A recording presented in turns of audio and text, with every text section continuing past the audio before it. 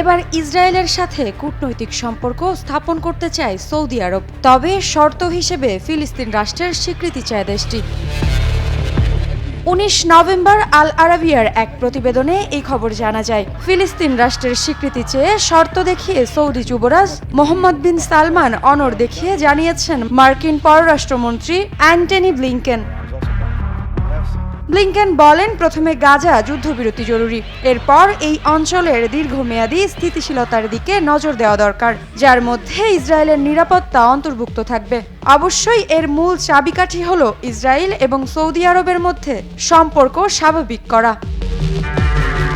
গত এক বছরে বেশ কয়েকটি বৈঠক হওয়া সত্ত্বেও সম্প্রতি এই সপ্তাহে সৌদি আরব স্বাভাবিককরণের বিনিময়ে তার দাবিগুলি সহজ করতে ইচ্ছুক। রিয়াদ বারবার পূর্ব জেরুজালেমের সাথে 1967 সীমান্তের ওপর ভিত্তি করে একটি ফিলিস্তিন রাষ্ট্রের দাবিতে তার অবস্থানে অনড় অবস্থান জানিয়ে এসেছে।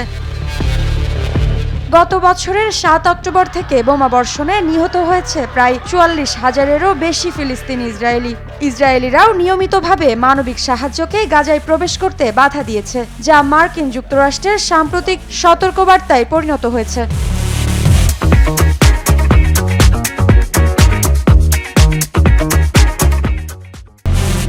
এদিকে ওয়াশিংটনে নিযুক্ত সৌদি আরবের রাষ্ট্রদূত প্রিন্সেস রিমা বিনতে বন্দর আল সৌদ গত মাসে ওয়ার্ল্ড ইকোনমিক ফোরামকে বলেন, ফিলিস্তিন রাষ্ট্র গঠনের অপ্রতিরোধ্য পথ ছাড়া স্বাভাবিককরণ অসম্ভব। মৃত্তিকা বিশ্বাস, নিউজ 24।